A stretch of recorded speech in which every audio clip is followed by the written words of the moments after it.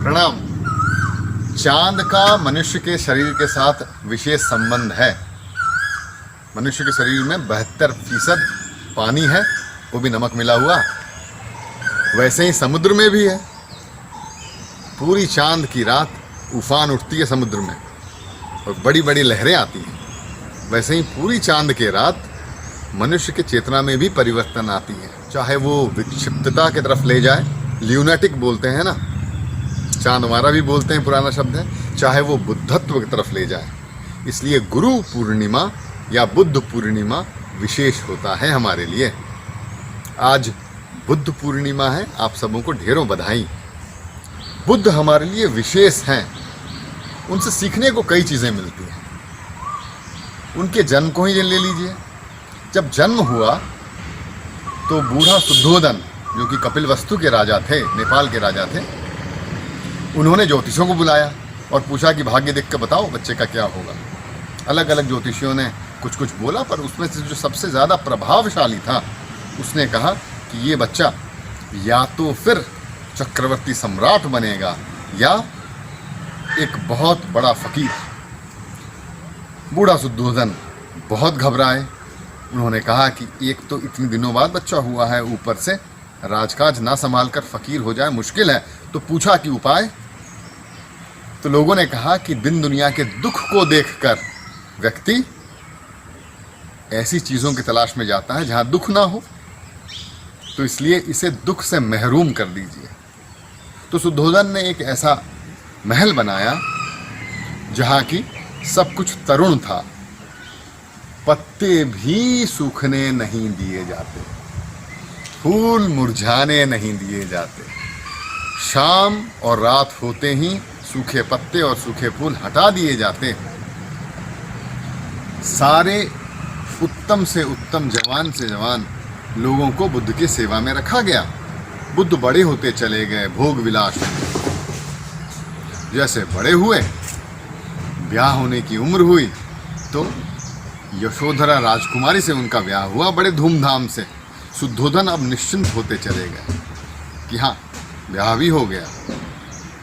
एक बालक रोहित भी हुआ। अब तो शुद्धोधन पूरी तरह निश्चिंत थे, युवराज घोषित उन्होंने कर दिया। बुद्ध ने कहा कि मैंने तो अपना राज्य देखा ही नहीं, तो मुझे एक बार बाहर जाने की इच्छा है। वैसे भी सुनते हैं कि कोई युवा उत्सव है, तरह तरह का रास रंग होगा। मेरे राज्य भर से और राज्य के बाहर से युवा इकट्ठे होंगे और कार्यक्रम करेंगे। शुद्धोधन प्रसन्न थे। उन्होंने कहा जाओ। कहते हैं कि देवता तब तक परेशान हो चुके थे, क्योंकि बुद्ध जैसी प्रतिभा जिस काम के लिए अवतरित होती है, वो काम अगर ना करें तो मुश्किल है। इसलिए सारथी तैयार हुआ, एक सुंदर बड़ा 5 घोड़ों वाला रथ भी तैयार हुआ और बुद्ध निकलते हैं। जैसे निकलते ही राजमहल से कुछ ही दूर एक व्यक्ति दिखता है, जिसके चेहरे में और शरीर में इतनी झुर्रियां कि गिनो तो ना गिना जाए। झुका हुआ, जमीन से सर लगता हुआ। बुद्ध पूछते हैं सारथी को, ये कौन? तो कहते हैं माँ सरस्वती बैठती है सारथी के जिह्वा में कि तनिक भी भूल ना हो बोलने में। स्पष्ट सच बोलता है सारथी कि ये तो वृद्ध है। बुद्ध पूछते हैं, हर कोई हो जाता है ऐसा? सारथी कहता है, हाँ, जो समय में जन्म लेता है वो बच्चा होता है, जवान होता है, वृद्ध हो जाता है, कमज़ोर हो जाता है। बुद्ध ने कहा, मैं भी हो जाऊंगा? सारथी ने कहा, हाँ। कुछ आगे और गए, देखा कि एक व्यक्ति बहुत खांस रहा था और कमज़ोरी से ज़मीन पे गिर गया। बुद्ध ने पूछा, ये कौन? सारथी ने कहा, ये व्यक्ति बीमार है, कमज़ोर है और जल्द ही इसकी मृत्यु होने वाली है। बुद्ध ने कहा, बीमार क्या?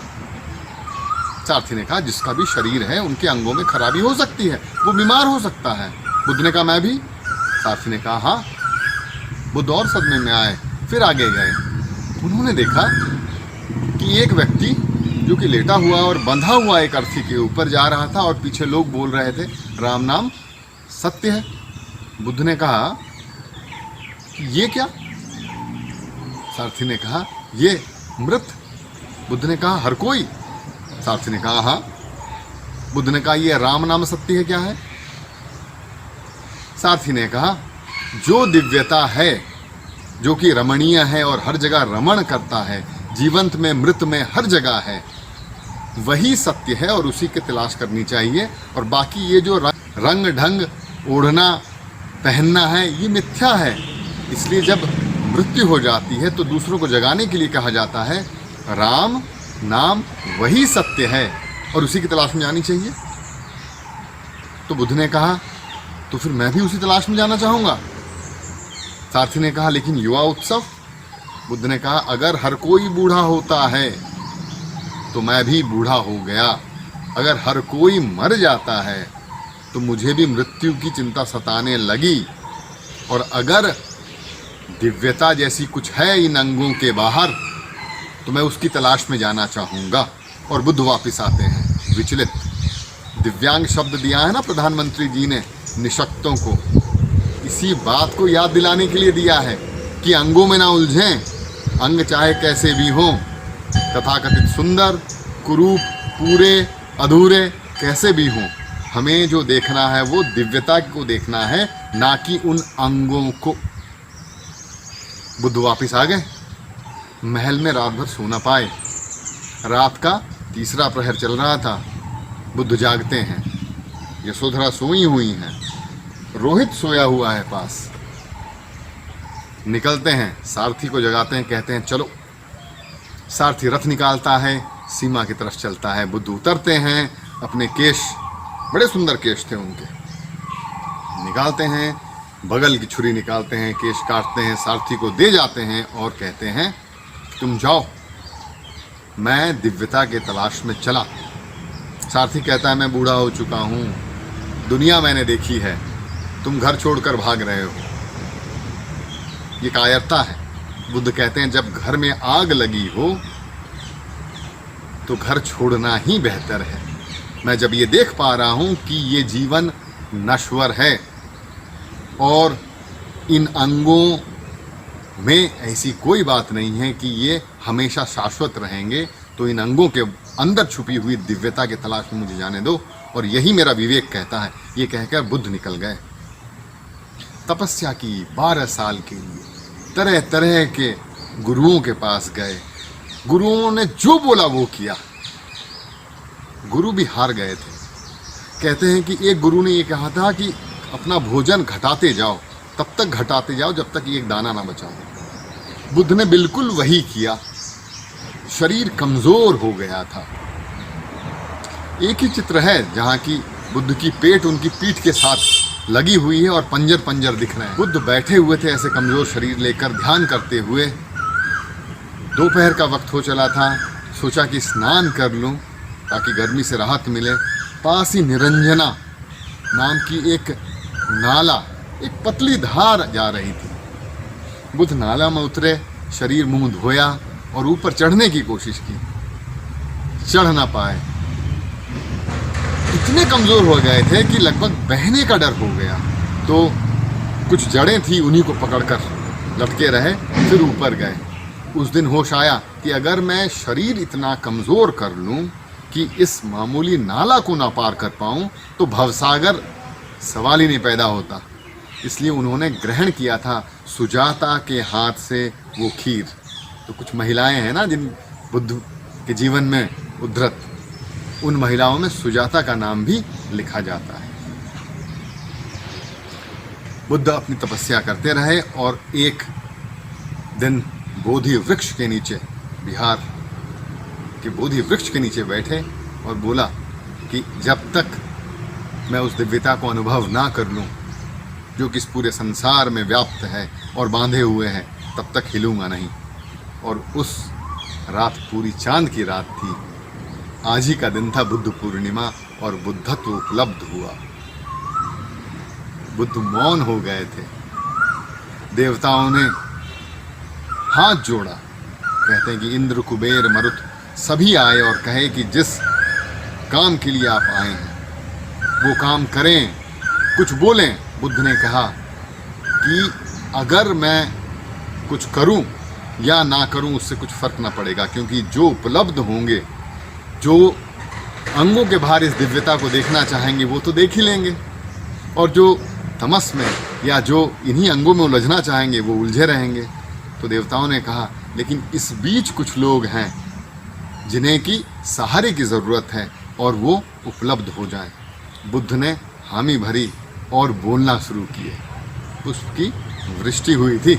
ऐसा कहते हैं जिस गांव में बुद्ध जाते वहाँ का मौसम बदल जाता, वहाँ खुशियाँ आ जाती, पेड़ों में बेमौसम फूल लग जाते और पंछियाँ बोलने लगती। कभी बिहार में बिहर रहे थे श्रावस्ती के आसपास। कहते हैं कि उस जगह उस समय एक दस्यु हुआ अंगुलीमाल, बहुत ही उग्र और उद्दंड अंगुलीमाल, आसपास जाने वाले लोगों की हत्या कर देता, उनकी उंगलियां काट लेता और उंगलियों को बांधकर माला पहनकर घूमता। उस समय बिहार के राजा अजातशत्रु घबराते उससे, बनारस के राजा प्रसन्नजीत डरते उससे और थर थर कांपते। बुद्ध उस मार्ग पे निकले भिक्षाटन करने। उस दिन लोगों ने कहा अंगुलीमाल है, वापिस आ जाए मनते। बुद्ध ने कहा हमें तो ये लगा कि हम ही सबसे उत्तम जीवन और अभय जीवन जीते हैं, और एक सन्यासी जिस रास्ते चल गया वापिस चले जाए। तो सन्यासी कैसा, वो चलते चले गए। अंगुलीमाल पेड़ पर बैठा फल तोड़ रहा था। दूर देखकर बड़ा प्रसन्न हुआ कि कोई आया, उसकी उंगली काटूंगा। जब देखा तो गैरिक वस्त्रों में एक सन्यासी दूर से दिखा। मन परिवर्तित होने लगा, आपो आप सोचने लगा कि इसे क्यों मारूं, सन्यासी है। फिर भी सन्यासी पास आया तो चिल्लाकर बोला सन्यासी वापस चले जा, तुम्हें पता नहीं मैं कौन हूं, मैं अंगुलीमाल, गर्दन काटता हूं, उंगलियां काटता हूं। आज से पहले कभी ऐसा किया ना था अंगुलीमाल ने, मन में ऐसे भाव दया के उठे ही ना थे। वैसे भी 999 उंगलियां काट चुका था, एक ही उंगली बाकी थी, तब क्यों परेशान हो रहा है वो, ये बात अंगुलीमाल भी नहीं समझ पाता। बुद्ध चलते चले आए, अंगुलीमाल नीचे आया, कूदा, फरसा उठाया, बोला कि अब तो गर्दन काटूंगा। बुद्ध ने कहा कि ठीक। अंगुलीमाल ने कहा नहीं, फिर भी लगता है कि तुम्हें एक मौका दूं, आखिरी इच्छा बताओ। ऐसा भी कभी पूछा ना था अंगुलीमाल ने। बुद्ध ने कहा एक पत्ता तोड़ लाओ। अंगुलीमाल ने फरसा उठाया और एक पूरी टहनी को काट दिया और कहा कि ये लो। बुद्ध ने कहा मैंने तो कहा था सिर्फ एक पत्ता। अंगुलीमाल ने कहा ये लो पूरी टहनी। बुद्ध ने कहा ये टहनी जोड़ दो। अंगुलीमाल चुप रहा। बुद्ध ने कहा पत्ता तो बच्चे भी तोड़ लेते हैं, जोड़ कितने लोग पाते हैं। अंगुलीमाल में ना जाने क्या हुआ, वो साष्टांग बुद्ध के चरणों में गिर गया। बुद्ध उन्हें साथ ले जाते हैं, संघ में ले जाते हैं, लोगों में गाना फुर्सी चर्चे शुरू हो जाते हैं, पता नहीं किसे ले आया। दूसरे दिन श्रावस्ती भिक्षा मांगने जाता है, काश्यंबर पहने सर घोटे अंगुलीमाल। श्रावस्ती के लोग पहचान जाते हैं ये तो वही अंगुलीमाल है जिसने हमारे भाई को, चचा को, मामा को, बेटे को, पिता को, ना जाने किसको किसको मारा है। तो लोग पत्थर फेंकते हैं, अंगुलीमाल पत्थर खाता है और गिर पड़ता है। शाम होते बुद्ध तक खबर पहुंचती है। बुद्ध पहुंचते हैं उनके पास और पूछते हैं अंगुलीमाल। अंगुलीमाल आंखें खोलता है। बुद्ध ने पूछा प्रतिक्रिया नहीं दी तुमने? अंगुलीमाल ने कहा कि मैं अब ये जान चुका हूं कि इन अंगों में उलझने का कोई मतलब नहीं। अब मेरा मन शांत हो चुका और मैं खुश हूं कि मैं आपके शरण में आ गया। बुद्ध सर सहलाते हैं उसका और कहते हैं उठो ब्राह्मण अंगुलीमाल, तुमने उस दिव्यता को अनुभव कर लिया है जो इन अंगों में, इन चर अचर क्षर अक्षर चीज़ों में है। अब तुम ब्राह्मण हुए। ये कहानी बुद्ध ने अपने शिष्यों को सुनाई थी जब शिष्यों ने पूछा था कि अंगुलीमाल मरकर कौन सा जन्म पाया। बुद्ध और महावीर दोनों के विशेष योगदान जो रहे हैं भारतीय मनीषा में, वो है जातीय स्मरण की योगदान, जहाँ की बुद्ध अपने शिष्यों को अपने पुराने जन्मों को याद करने को बोलते, और जब याद हो जाए तो ये बोलते कि यही तुम बार बार करते आए हो, बार बार जन्म लेते और मरते आए हो। अब जाग जाओ, इन अंगों में ना उलझकर उस दिव्यता को नज़र करो, उस दिव्यता में खोने की कोशिश करो जो कि हर जगह है। इसलिए हमारे प्रधानमंत्री जी ने शब्द दिया दिव्यांग निशक्त जनों को निशक्त जनों को तो हम सिर्फ अलग इसीलिए मानते हैं क्योंकि उनके अंगों में कुछ कमी है, लेकिन भारतीय मनीषा ये कहती है कि अंग तो छलावा है, रंग रूप ढंग ढांचा ये सब छलावा है, नश्वर हैं। ध्यान हमें उस दिव्यता की तरफ देनी है जिस दिव्यता की तरफ बुद्ध इशारा कर गए थे और अंगुलीमाल जैसा दस्यु विमुक्त हो गया था। बहुत बहुत